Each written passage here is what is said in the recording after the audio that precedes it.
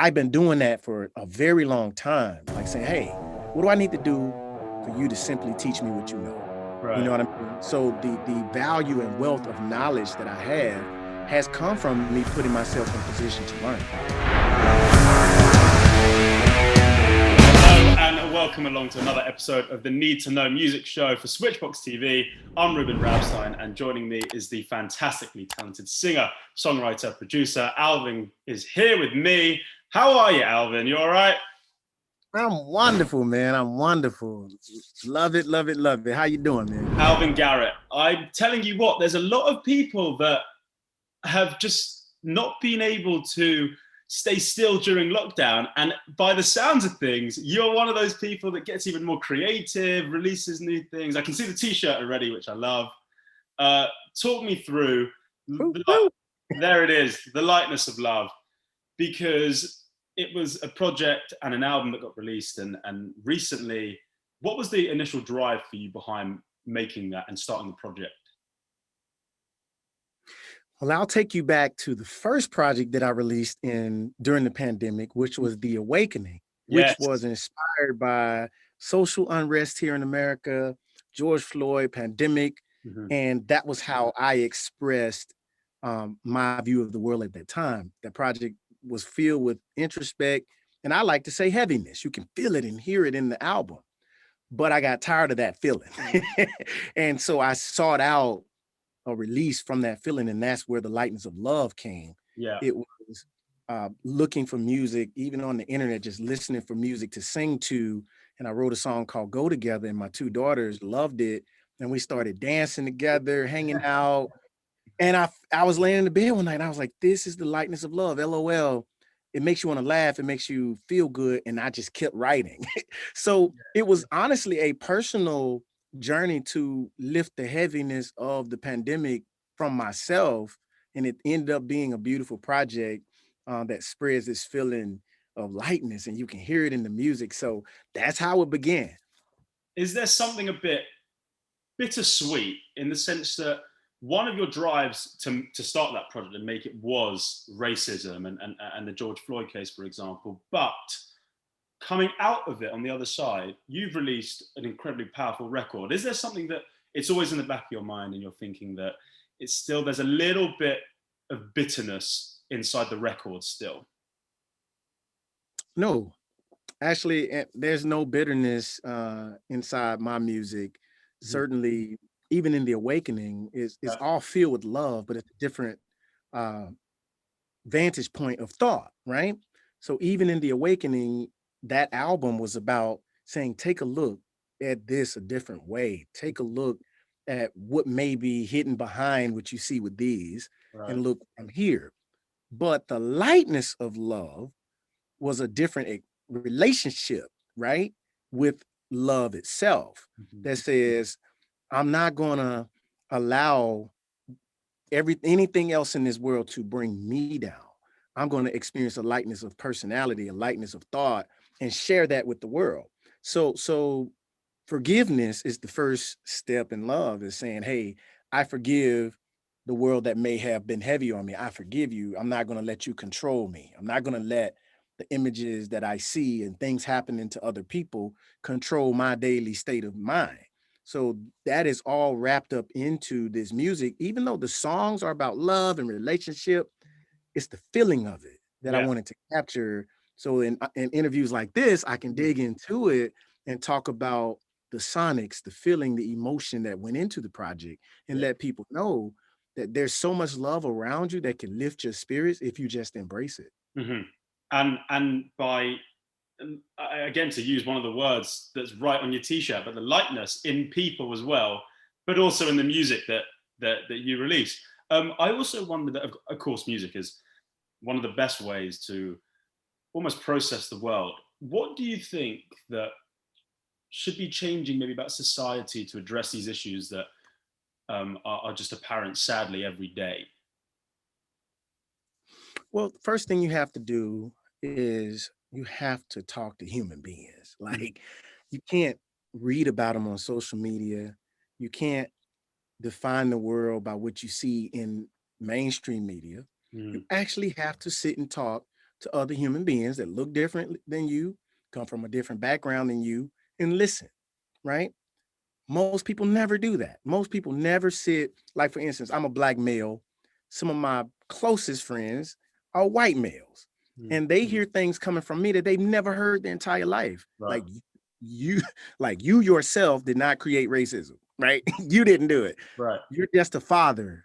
You're just a hard worker living in the world that was created for you, trying to take care of your kids. Mm. You know, to hear that from me, they're like, whoa, like, wait a minute, somebody not blaming me. Mm-hmm. So we're able to connect and share openly because I start the conversation by saying, hey, you're not my fault. Like, right? You aren't, not you, the person.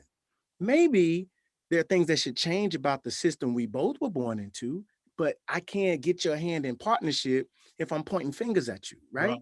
I say that I can't hold hands with you if I'm pointing fingers at you. Mm-hmm. And so when you start there, but I have to own that.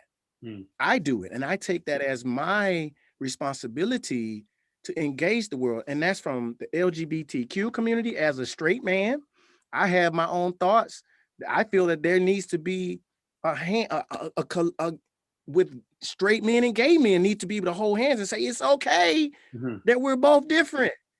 You know, stop the animosity from straight men towards gay men and the fear from gay men towards straight men. Yeah. Just because we're friends don't mean I'm gay, right? It means I'm straight and I love you, and period. Yeah. But we haven't made it that far in making change because we're simply not, we haven't embraced this in our own heart, right? And so I don't care what our differences are, when you engage Alvin Garrett, you will engage a person who has been lifted by the power of love. And so I'm always going to listen to you, see you as human, and find a way to connect with you based on our humanity, even down to the people at the January 6th riots.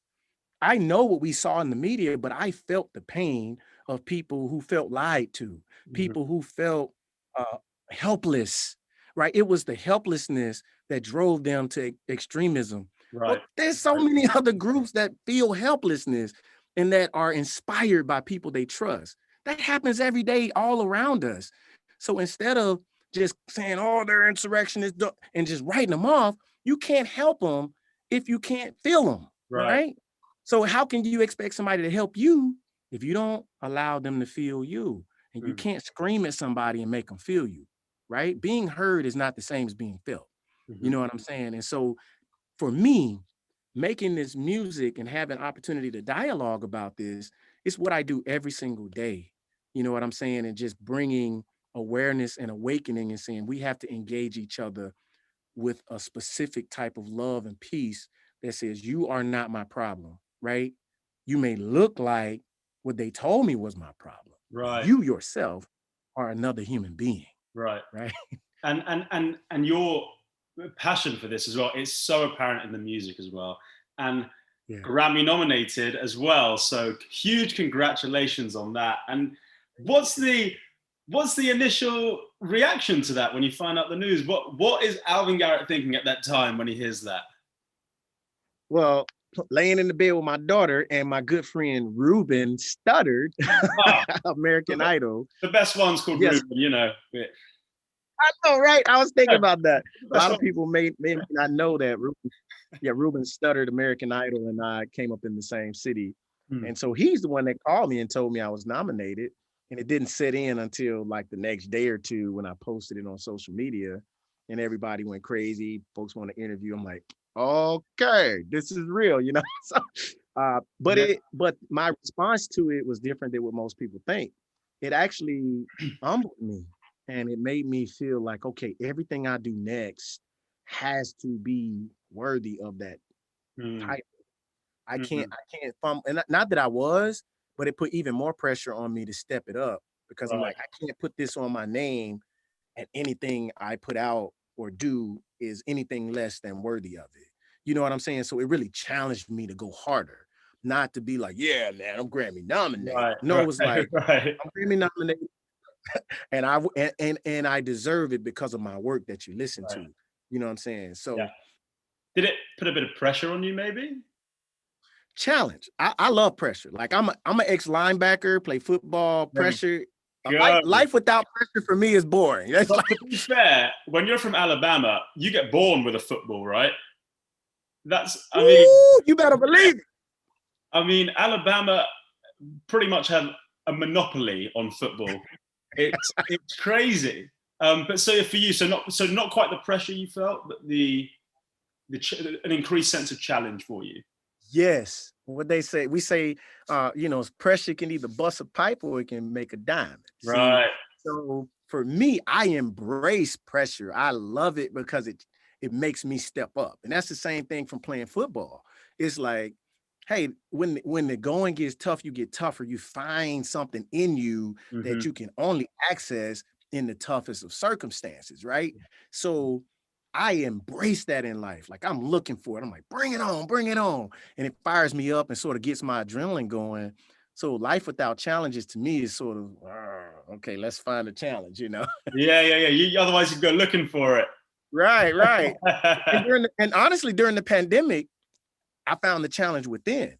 You know what I'm saying? To be creative, to push forward, to evolve and reinvent myself, and not just sit around and complain and wait like other people in the music industry. Industry shut down, I stepped up. You know what I mean? So I'm like, okay, this is an opportunity to start investing, start doing live stream shows and bringing people together that have been displaced by the pandemic.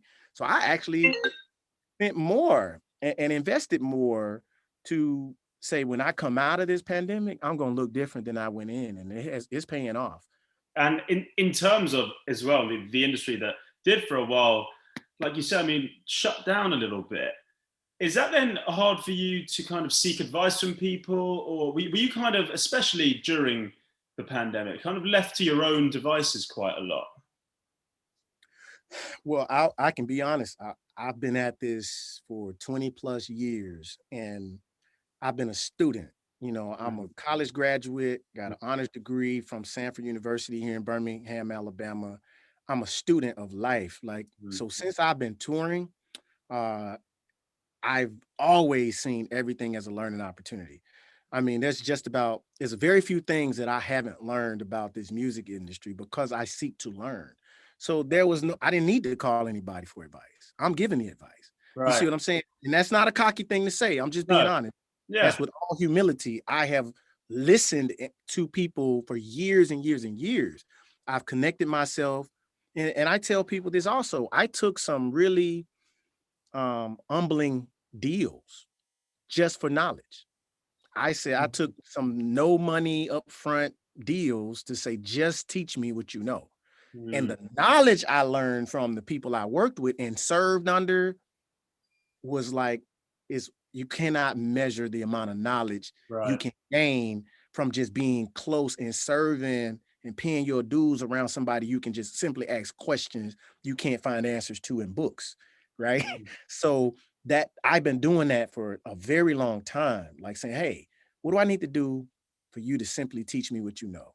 You know what I mean? So the value and wealth of knowledge that I have has come from me putting myself in position to learn. You have this unquenchable thirst for knowledge. I can see it. Well, tell me then some of the people that maybe you've learned the most from, or have taught you the most, or just people that you've loved working with in the industry throughout your career. All right, I got two that really stand out. One is Fred Jerkins the third. And I don't know if you ever heard of Dark Child, Rodney Jerkins, Dark Child. They did a lot of work for Michael Jackson, Brandy, J-Lo, just an amazing songwriting team. But Fred Jerkins sort of embraced me about 12 years ago and just said, hey, man, you got the potential to be one of the greatest songwriters I've ever worked with. He said, but you got to put in the work. And I said, okay, well, I'm willing to work if you're willing to teach me. And so he was that one person when a lot of other producers and record labels were sort of writing me off saying, come back when you're hot. He said, let me help you become hot. So I always pay tribute to him. And then I don't know if you ever heard of Stax Records, the Staple Singers, Of course. I've been to Stax Record. Oh, so you cannot tell you how it was one of the best days of my entire life. Well, you're going to love this one. You're going to love this one. One of my private mentors for maybe 2 or 3 years was Al Bell. Okay. From a good friend of mine, Al Bell. He's president at Stax for quite some time. Yeah. Helped, he wrote I'll take, what is, I know a place, ain't nobody crying. He wrote that song, and he heard one of my songs on the radio called By Myself and Mm. sought me out and said, I got to meet the young man that wrote this song. And for like 2 years straight, we just talked and he told me history and told me all about his life and his Yeah. journey and mentored me and taught me about how to think about music as it impacts society and told me some stories that you will never read in history books. And Mm. so he was one of those people that really, really sold a lot into me privately. I never really posted it on social media. Mhm. It was Yeah. just one of those treasured private relationships where he saw something in me and was like, I'm going to mentor you privately. Wow. And when you come in from the pedigree of Stax Records, you know you're in safe hands. And also, Absolutely. this is the Need to Know Music show. And we always ask our guests, if there's one artist you think we need to know, who is it? Now, we like to maybe talk about people who are still kind of up and coming or not quite, let's put it this way, not Elvis Presley, but someone who you think that we need to know here at Switchbox TV. There's a young girl I've been developing. Her name is Taylor Simone, right? TaylorSemone. I've been working with her since she's about 12, so she's like 21 now. Just really talented pop artist, R&B artist. She's released a lot of music, but I've basically been developing her since she was a kid. And she's an adult now. She's graduated from college. Very, very bright, talented songwriter. So I'm going to be working with her here in the upcoming future, helping to continue to develop her talent. She's a college graduate, young mother now.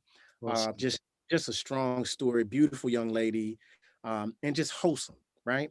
Yeah. So everything about what I do is about wholesomeness. It's not about judging and saying what's right and wrong.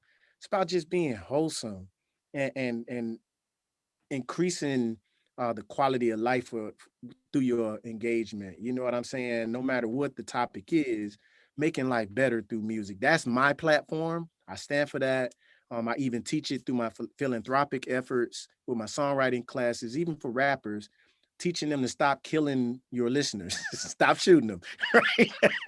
Do you really Right. want to shoot a person listening to your song? Do you really believe that that female is a B or an H or this Right. or that? Consider using your talents in a different way when you speak to the person listening to you. So that's my platform, but it's not a judgment against other people's art, right? Mm-hmm. Art is art, but art is also empowerment, and you can choose what to do with it. Mm-hmm. And so I lead the way, and that's why I spoke of Taylor when you asked who we need to know, because she's a wholesome young lady. You know what I'm saying? And I want you to know about her. Yeah, I'm excited to check her out. Yeah. And also, another question that we have to ask you is, we're going to ask you for your dream gig here, right? So this is the rule. Okay. Your opening is you pick someone after and someone to headline. Who are those two people you're picking? This past or present? This is Alvin Garrett's dream gig. Woo! Dream Woo, hit. I'm so excited. I'm so excited. Okay. So your opening, who's up next? Oh, who does somebody come before me or No, am I in the middle? Your opening. Okay. And then two people following you. Who's the first person following? I'm opening. Then here comes Al Green. Here comes Al Green. Wow. Al Green. And then following Al Green, the great Sam Cooke closing it out. I don't think we've had a better dream gig than that.